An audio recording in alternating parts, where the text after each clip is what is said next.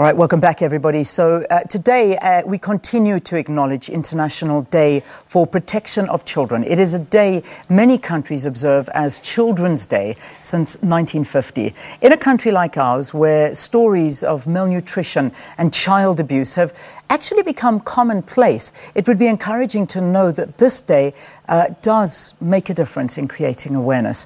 Our guests this morning are Hendrietta Bogopane-Zulu, who of course is our Deputy Minister for the Department of Social Development. We've also got Dr Shaheda Omar, who is the Director of Clinical Services at the Teddy Bear Clinic. Ladies, thank you very, very much for being with us. Good to have you with us on the programme. Minister, how are we doing? Because, I mean, I know the answer, because it's been a very difficult week speaking about some of the instances of child abuse and what our children are going through in South Africa. But on an official level, how would you say we're doing? We're not doing very well, Leanne, as a country. We're not doing very well as a nation. I think many years ago when Nelson Mandela said that, you know, the manner in which a nation treats its children, you know, that's how, you know, you get to know we are trying, but I don't think our trying is good enough when it comes to the protection of children. Yeah. Because children are no longer safe anywhere. They're no longer safe in the schools, they're no longer safe in their own homes, they're not safe in our institutions. But what is good about the aspect is our ability to begin to talk about it. The abuse of children used to be a guarded secret, and we used to paint this picture that all is well. But our ability to talk about it, and a week such as this one and a day like this one gives us an opportunity to take stock, to just reflect a bit and say, what are we doing wrong? And why is it that what happens to children is happening? And that is why I think we need to continue to do more. But we also need to be aware that we don't do a one day, but we have 365 days of protecting children. And we use this week of Child Protection Week today as an opportunity to reflect, to take a breather and say, are we still on the right track? Are we doing that which is required? Are our interventions working? If not, how do we make them better? Yeah. Shaheda, are we desensitized as a nation? And I ask this genuinely because, you know, there are so many instances, and we as a country are becoming, as a people, so desensitized to so many issues. Poverty, abuse, you name it. I mean, the list is endless. But when it comes to children, should this not be the one topic that we are not desensitized to? But I fear we're becoming like that. Indeed, Leanne. I think I concur with everything that the Minister has said. But I would also like to agree that we've become a reactive society. Yeah. Every time there's a murder, every time there's a child homicide, every time a child is missing, we all start running frantically, and everybody starts now in crisis mode wanting to respond. Once that settles down, it's almost as if it's gone from the radar. And if we just go back in time, go back to early 2000, 2003, 2008, what has changed?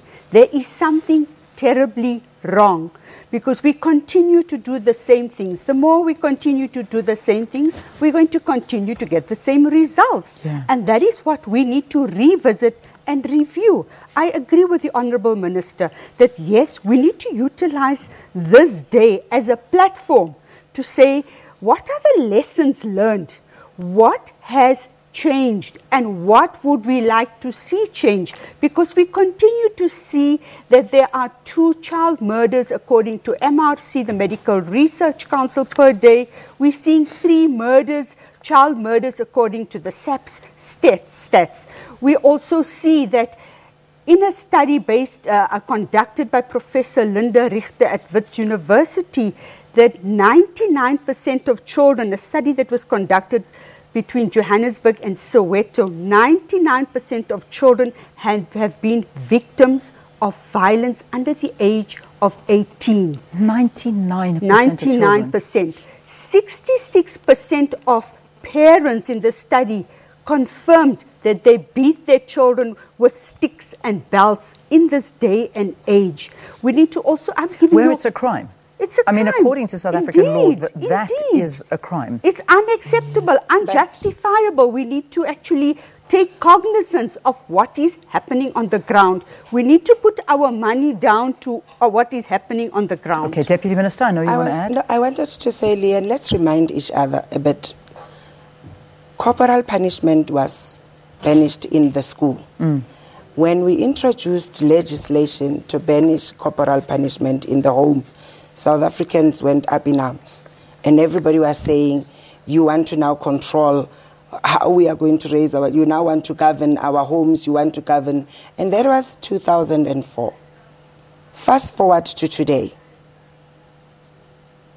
We needed to have done that prevention then.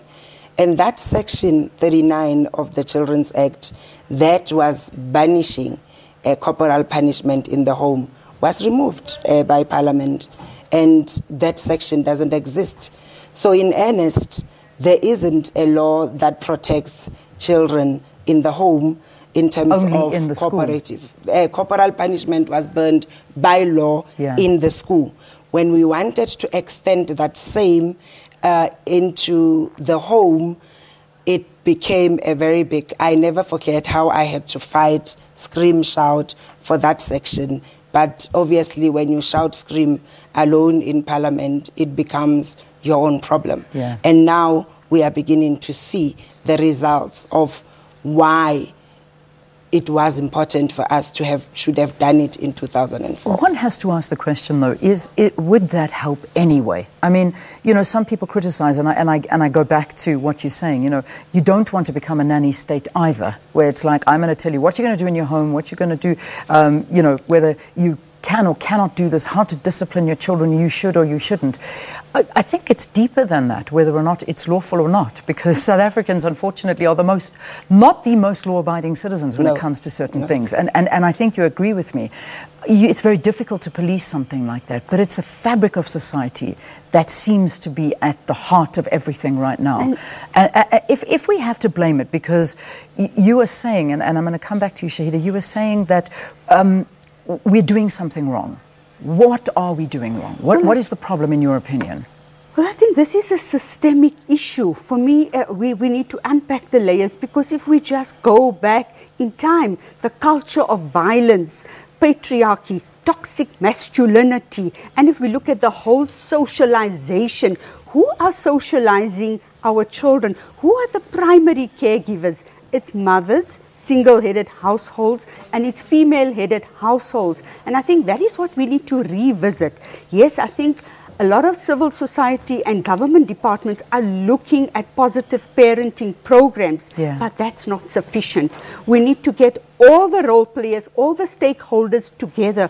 We're working in silos and in isolation, and that is where the challenge lies. Okay. Let's take a very quick break. We'll come back with it. Deputy Minister, I'm going to start off with you again, just get your views and see what it is that we as a country can do better to try and protect our children more. Let's take a break. Write to us at Morning Live SABC. Your opinions are of vital importance as well. Do stay tuned.